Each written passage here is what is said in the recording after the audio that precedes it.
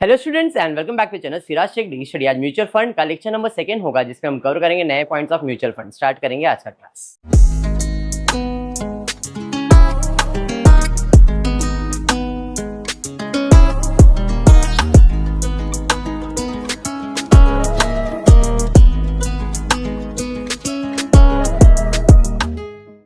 Previous lecture में mutual fund के 3 सम हमने किए थे, जिसमें आपने देखा था asset minus liabilities, net asset find करते, नंबर ऑफ यूनिट से डिवाइड करते, पर यूनिट निकालते। बराबर है।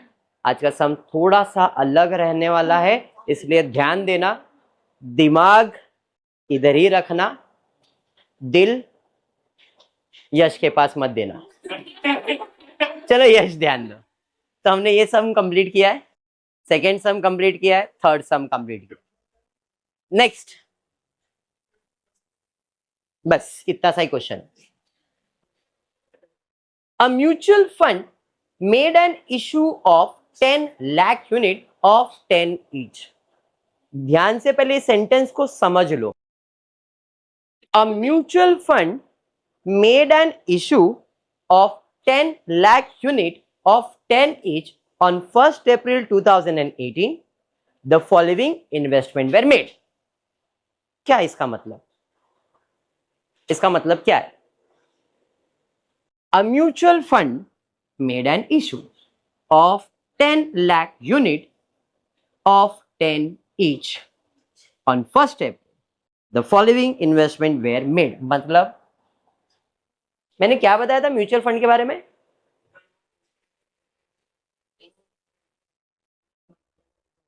एक इन्वेस्टर होता है, वो बोलता है भाई इतने शेयर्स बिक रहे, आओ इन्वेस्ट करो।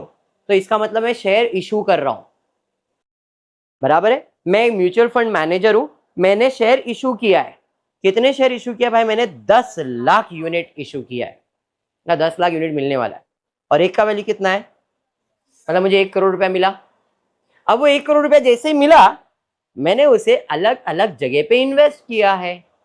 मतलब ये 1 करोड़ रुपया मेरे पास कैश है।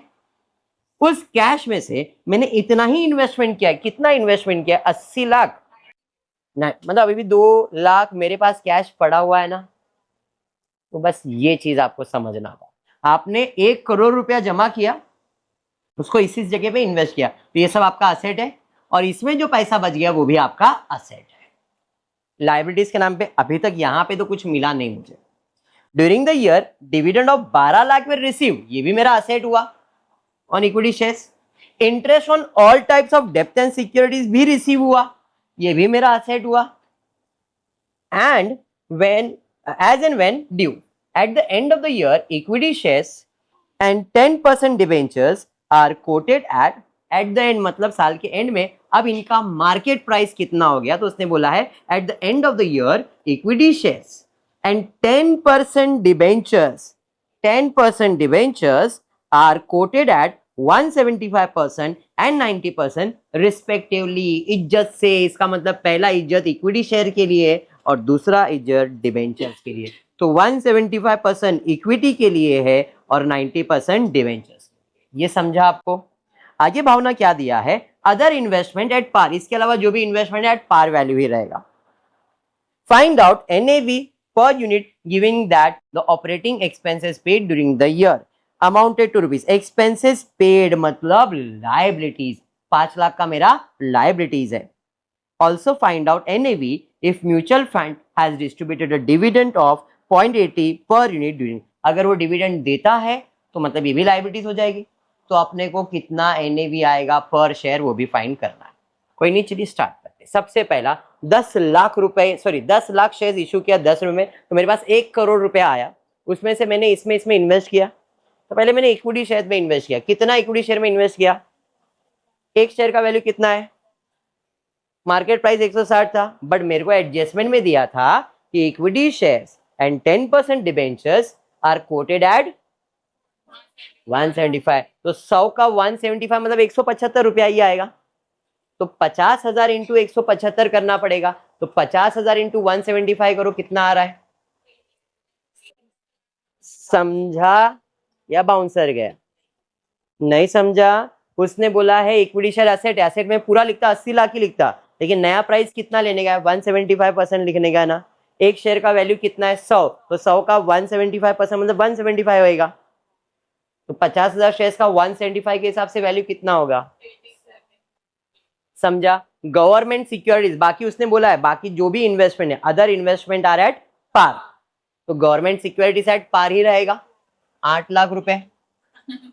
9% डिबेंचर्स, ये भी इन्वेस्टमेंट है, एट पार ही रहेगा, लेकिन 10% के ऊपर एडजस्टमेंट है।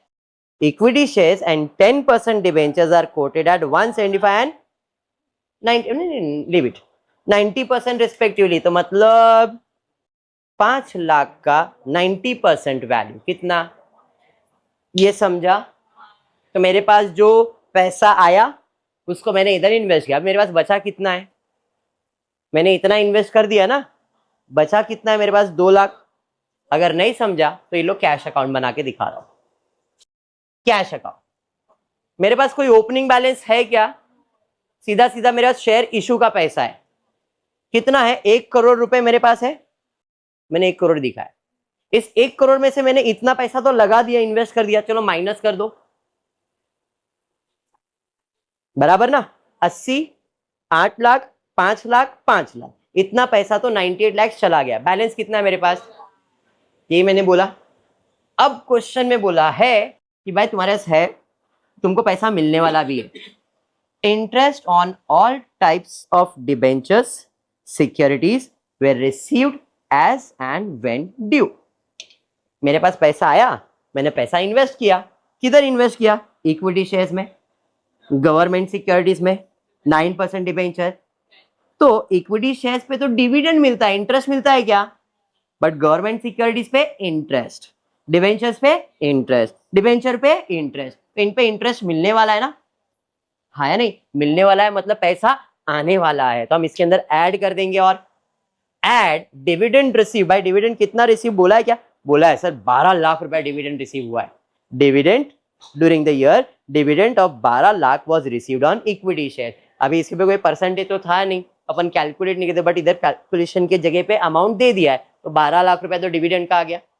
गवर्नमेंट सिक्योरिटीज पे 7% मिलेगा, 8 लाख का 7% मतलब 56,000, 9% 5 लाख का 45,000, अरे हाँ 10% मतलब 50, इतना पैसा और आएगा मेरे पास। तो 12 लाख, 56, 45 और 50, 13 लाख और 45, 51,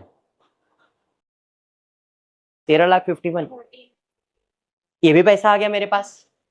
और कुछ पैसा जाने वाला है क्या, हाँ सर क्वेश्चन में बोला तो था कुछ, अदर इन्वेस्टमेंट हो गया, नेट असेट हो गया, given operating expenses paid during the year कितना है, तो ये भी पे कर देता हूं भाई, तो लायबिलिटीज में दिखाने की जरूरत नहीं है, पे कर दिया।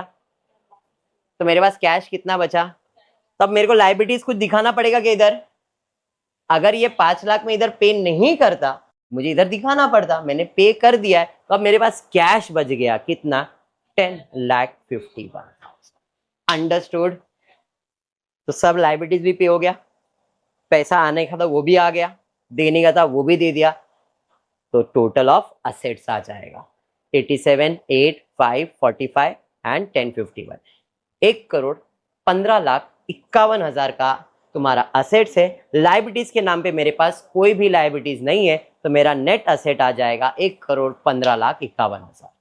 समझा। तो ये मेरा वैल्यू, और कितने यूनिट्स है, 10 लाख। तो अपने को मिल जाएगा यहाँ पे total asset 1 crore divide by 10, 11.55। समझा। अब क्वेश्चन में एक लास्ट लाइन में दिया था, अगर वो लोग डिविडेंड देते हैं, कितना डिविडेंड देते हैं, 80 पैसे पर यूनिट देते हैं, तो नया एनएवी, पैसा तो इतना ही है, अब डिविडेंड देंगे तो पैसा जाएगा। सर कैसे आएगा ना, हमने डिविडेंड, हमने तुम्हारे से इन्वेस्टमेंट लिया था। अब क्वेश्चन में बोला है also find out NAV if the mutual fund had distributed dividend. हमको डिविडेंड नहीं मिल रहा है, हम डिविडेंड दे रहे हैं आपको, जब हम डिविडेंड देंगे तो पैसा तो जाएगा, माइनस होगा ना। हाँ अभी मेरे पास 1,15,00,000 है ना, इसमें डिविडेंड कितना देने का है, 0.80 पर यूनिट, और यूनिट कितना है 10 लाख, तो 10 लाख इंटू 0.80 पैसे करो, कितना आ रहा है, 8 लाख रुपया आ जाएगा, 1 0 कम हो जाएगा, 8 लाख हो जाएगा। तो 1,15,00,000 में से 8 लाख अगर आप माइनस कर दोगे तो जो भी आएगा वो नेट एसेट आफ्टर डिविडेंड आएगा, डिवाइड बाय 10 कर दोगे आपको मिलेगा 10.751। देखो बराबर 15 लाख, 10 लाख यूनिट ना, यूनिट। अरे समझा? तो this is my NAV. Wow, समझा? सम म्यूचुअल फंड क्या है समझा? नया क्या हुआ इसके अंदर, ये कैश का कैलकुलेशन, बस बाकी चीजें सेम वैसे ही रहेगी। सम ऑलमोस्ट सिमिलर रहता है, खाली ट्विस्ट एंड टर्न्स, कोई कोई एडजस्टमेंट्स ऐसे आ जाएंगे, बाकी करना आपको यही है इस टॉपिक। क्लियर है पहला सम? बढ़ते नेक्स्ट सम की तरफ। ऐसा सम कल ही किया था आपने, बट कल के और आज के सम में फर्क ये है, कल एक सिंगल इन्वेस्टमेंट था, सिंगल डेट का, 2 डेट्स दिख रहे, 1 April 2 April. Important sum, very important sum, आपके एग्जाम के पॉइंट ऑफ व्यू से इंपॉर्टेंट है। कौन सा? University exam. चलो ma'am just pay attention. Yes बेटा ध्यान दे।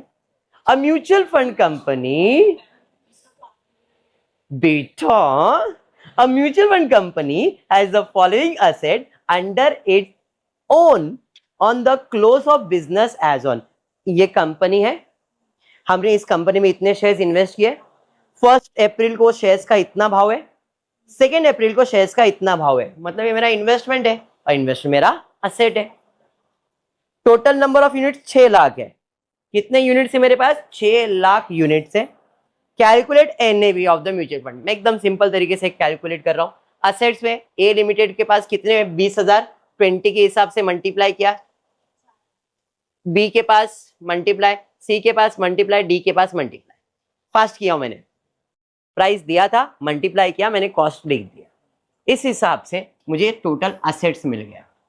कोई लाइबिलिटीज है क्या? पढ़ लेता हूं। From the following information given assuming so and so find. नहीं, कोई लाइबिलिटीज ही नहीं, मतलब ये मेरा असेट्स है, सबका टोटल किया, there is 0 liabilities, net asset मिल गया। नंबर ऑफ यूनिट्स कितना? सिंपल था। अब जो पढ़ रहा हूं उधर से ट्विस्ट चालू है। First one is completed.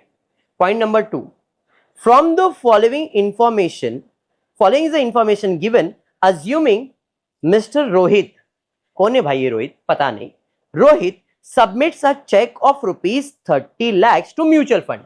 कोई रोहित मेरे पास आया, रोहित इधर है ना, इसके लिए रोहित मेरे पास आया, रौनक मेरे पास आया 30 लाख रुपया लेके। मैं कौन है? Mutual fund. हाँ भाई कस्टमर आ रहा है तो अच्छी बात है, तो 30 लाख रुपया उसने मुझे दिया। अब वो 30 लाख उसने दिया, मतलब कैश आया 30 लाख मेरे पास, और उस 30 लाख से मैंने क्या किया जरा देखता हूं। Assuming Mr. Rohit submits a check of 30 lakhs to a mutual fund and the funds manager of this company purchase 8,000 shares of B Limited। जैसे ही 30 लाख आया, मैंने 30 लाख मेरे पास लिया, कंपनी बी को कॉल किया, भाई तेरे 8,000 शेयर्स चाहिए मेरे को, और पैसा मैंने उधर लगा दिया।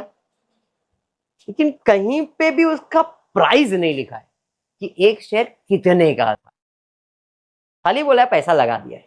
कितने शेयर्स में? 8,000 शेयर्स में। समझा ट्विस्ट? अरे हाँ, आगे क्या दिया है? And the balance amount is held in bank. 8,000 shares कितने का है बोला नहीं, सस्पेंस रखा, ठीक है ये ले भाई तेरे को पैसा दे दिया। अब 30 लाख में से बच गया पैसा, वो बैंक में रखा है, रोहित के म्यूचुअल फंड के, मतलब मेरा कैश है जो बच गया। जैसे अभी मैंने एक शेयर इशू किया था 10 लाख शेयर्स, उसमें से 98 लाख ही इन्वेस्ट किया, तो 2 लाख बचा था मेरे पास, तो मैंने 2 लाख कैश दिखाया था ना, लेकिन 2 लाख में और भी पैसा आया वो ऐड किया, जो गया वो माइनस किया, तो बैलेंस दिखाया था। बस यही इस सम के अंदर समझना है। क्लियर हुआ? आगे आगे आगे। In such case what would be the position of the fund? Third, find new NAV of the fund on 2 April also. अब ये जो रोहित आया वो कौन से तारीख को आया मेरे को मालूम नहीं है, मैं अज्यूम कर रहा हूं वो 1 तारीख को ही आया, बिजनेस चालू हुआ उसी दिन आया, मैंने उसी दिन कॉल किया, तो बी कंपनी के शेयर्स का प्राइस क्या चल रहा है, ठीक है। चलिए आ जाते हैं।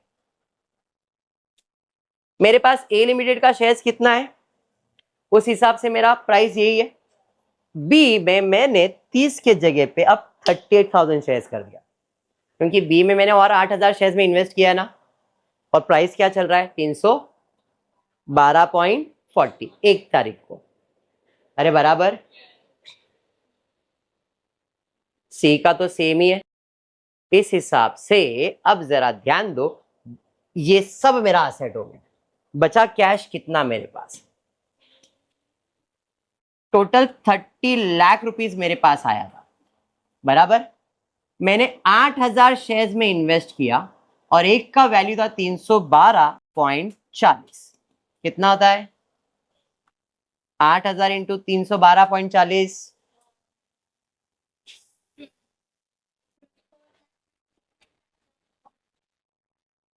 कितना पैसा इन्वेस्ट हो गया 3 लाख में से, तो बचा कितना कैश। और ये कैश कहां जाने वाला है, बैंक में। तो अब 1 तारीख को विदाउट इन्वेस्टमेंट ओरिजिनल ओपनिंग में मेरे पास ये वैल्यू था। फिर रोहित आया, उसने पैसा दिया, मैंने शेयर्स में इन्वेस्ट कर दिया इतना करके, तो अब मेरा वैल्यू कितना हो गया, पहले 4 करोड़ था वैल्यू, अब 5,03,02,000। समझा ये, समझा, कुछ ट्विस्ट तो लग ही नहीं रहा है सर, सो सिंपल। हाँ, कोई ट्विस्ट लगा अभी तक, चलो फिर ट्विस्ट देखते हैं। मेरे पास 6 लाख यूनिट तो था, 30 लाख रुपया आया, वो 30 लाख रुपए में मैं कितने शेयर्स खरीद सकता हूं। तो मैंने यहां पे जब एनएवी फाइंड किया था, तो उसका प्राइस आया था, एनएवी का प्राइस आया था 78.84, ठीक है। तो 30 लाख को 78.84 से डिवाइड करो, कितना हो रहा है 38,052 हो रहा है। तो मैंने अब यहां पे ट्विस्ट ये देखा कि भाई इतना था तो मेरे पास 6 लाख यूनिट था ना, तो सर आपने और 8,000 ऐड कर दो। मैंने 8,000 यूनिट, वो तो शेयर्स है, कैपिटल वैल्यू निकालने के लिए यूनिट चाहिए होता है। तो मैंने क्या किया, 30 लाख रुपए में, 30 लाख रुपए में कितने और शेयर्स खरीद सकता हूं मैं, 38,052 शेयर्स परचेज कर सकता हूं 30 लाख में। मैंने खरीदा 8,000 ही है, खरीद कितना सकता हूं एमआरपी के हिसाब से, मेरे वैल्यू पर शेयर के हिसाब से 38,000। तो ये 6 लाख में मैंने इधर ये ऐड किया, ये एक पहला ट्विस्ट था, समझा ये। तो अब नया एनएवी कितना आ जाएगा, तो इधर एनएवी आ जाएगा 5,03,02,000 डिवाइड बाय कितने यूनिट, 6,38,052। करो कितना आ रहा है 98.80 आया, सेम टू सेम आया। तो 1 अप्रैल को इन्वेस्टमेंट करके अपना वैल्यू सेम कर दिया मैंने। अब मुझे लास्ट पॉइंट फाइंड करना था 2 अप्रैल का, तो 2 अप्रैल के लिए प्राइजेस दिए गए। चलिए स्टार्ट कर। ए लिमिटेड 20,000 शेयर्स, 2 अप्रैल को भाव कितना है, इधर 38,000 शेयर्स, 1 तारीख को मैंने और 8,000 ऐड किया ना, भाव क्या चल रहा है 360। क्लियर। कैश कितना है मेरे पास, ये बैंक में जमा किया मैंने, टोटल वैल्यू 5,24,86,800 2 अप्रैल को। और यूनिट्स कितना है मेरे पास, यूनिट्स कितना है 6,38,052 डिवाइड किया 82.26। ये टाइप का अगर सम समझ गया है ना, तो मैं एकदम गारंटी दे रहा हूं म्यूचुअल फंड हो गया है। ये टाइप का सम्स आता है एग्जाम में, क्लियर है, पक्का। चल लास्ट मतलब थर्ड, ज्यादा नहीं है। रेयर केस में पूछा जाने वाला सम, रेयर केस में एक है फ्रंट एंड लोड और एक है बैक एंड लोड। 2 सेकेंड का समय सिर्फ। Front end back. Question read करते। The unit price of equity link saving scheme ELSS of a mutual fund is, एक शेयर का यूनिट प्राइस 10 रुपया। Public offer price for the unit rupees is 10.204 and the redemption price is 9.80। Public बोल रहा है मैं आपको 10 रुपया 20 पैसे दे दूंगा और हम उसको रिडीम करेंगे, पब्लिक को नहीं देंगे, हम उसको लेंगे, अभी पैसा दे तेरे को, एट द एंड 2 साल के बाद हम आपको वापस कर देंगे। तो ये रिडम्पशन प्राइस है और ये ऑफर प्राइस है आज का। दोनों में फर्क क्या होता है सर? देखो सिंपल है कि आप मेरे शेयर्स में इन्वेस्ट करते हो तो मैं आपको बताऊं, आपके शेयर्स नॉर्मल शेयर्स हो सकते हैं या तो रिडीमेबल शेयर्स हो सकते हैं। बायबैक ऑफ शेयर्स किया था, रिडम्पशन ऑफ प्रेफरेंस शेयर्स किया था, तो हम लोग रिडम्पशन के टाइम पे क्या बोलते हैं, भाई तू 2 साल के लिए पैसा दे, 2 साल के बाद तेरे को पैसा वापस कर देंगे, चाहे वो प्रीमियम में हो चाहे वो पार में हो, जो भी हो। और एक नॉर्मल शेयर्स है, ये नॉर्मल शेयर में तुम लोग को इशू कर रहा हूँ, ऑफर प्राइस है, भाई इतने में खरीदने का खरीदो, नहीं खरीदने का मत खरीदो, दैट्स इट। इधर भी सेम ऐसा ही। हमारे एक शेयर का प्राइस कितना है, पब्लिक ऑफर प्राइस कितना है और रिडम्पशन प्राइस कितना है, मुझे फाइंड क्या करने बोला है, front end load, back end. तो to find front end load, front मतलब आज, एंड मतलब रिडम्पशन। तो जब फ्रंट एंड लोड बोला है मतलब आज का भाव पब्लिक कितना ऑफर कर रही है, डिवाइडेड बाय -10 डिवाइड बाय कितने यूनिट से अपना फेस वैल्यू 10 का, तो जो आपका यूनिट का प्राइस है उसी से आपको डिवाइड करना है। करो कितना आ रहा है, 0.2। अब ये बैक एंड पूछा जाएगा तो वो मल्टीप्लाई बाय 100% में कन्वर्ट करने के लिए आपने इतना लिखा है तो ठीक है। बैक एंड में माइनस में नहीं हो सकता है, इसलिए फेस वैल्यू जो आपका है -9.8 डिवाइड बाय 10, 0.2 इंटू 100, तो ये 2% और 2.04 खत्म हो गया सब। समझा? बेसिक था ये, fill in the blank type questions में आ जाता है कभी कभी। Front end and back end, clear? पक्का? चलिए लास्ट सम करते, फटाफट खत्म करेंगे। चलो देखो, अरे ये सिंपल सा सम है, फर्स्ट सम देखो, अरे चिंदी। चलो स्टार्ट कर, तुम्हारे नहीं करने से मैं बंद करूंगा, दिशा बंद करने वाला हूं मैं। ये सम है, ये सम है नेहा, सम है इसको बोलते हैं। नहीं, वेरी गुड नेहा, ऐसे स्माइल कर दी कितना अच्छा लगती है, आके उदास बैठी थी। HDF म्यूचुअल फंड, ये सम है बेटा, ये सम है। और एक बढ़ा दूंगा अगर नहीं करते बैठे तो। HDFC mutual fund has the following assets in dividend equity close business on 31 March. Number of shares दिया है, SBI मार्केट दिया हुआ है, मतलब ये इन्वेस्टमेंट है। चलो फटफट इन्वेस्टमेंट करते। 25,000 शेयर 355 के हिसाब से, 25,000 शेयर 355 के हिसाब से, फिर 35,000 शेयर 2,000 के हिसाब से, 26,000 शेयर 760 के हिसाब से, 38,650 के हिसाब से। हो गया? इतना सा करने में टाइम लग रहा था तुमको। आगे फर्स्ट सम, फर्स्ट लेक्चर वाला फर्स्ट सम है ये। The total number of units मालूम है 10 लाख, तो ये डिवाइड करने के काम आएगा। The scheme has accrued expenses, liabilities हो जाएगा। अदर लाइबिलिटी, 2 लाइबिलिटीज आ जाएगा। ये असेट का टोटल, ये लाइबिलिटीज का total, asset minus liabilities, total value आ गया। अरे समझा? कितने से डिवाइड करने का है? देखो इतना करने में नाटक था तुम लोग का। हो गया सम। चलो फटाक से और एक सम करते हैं। आज के लिए इतना ही करते हैं। ऊपर वीडियो पसंद आए तो प्लीज वीडियो को लाइक कर देना, फ्रेंड्स ग्रुप में शेयर करना, चैनल को सब्सक्राइब करना। Thank you for watching the video.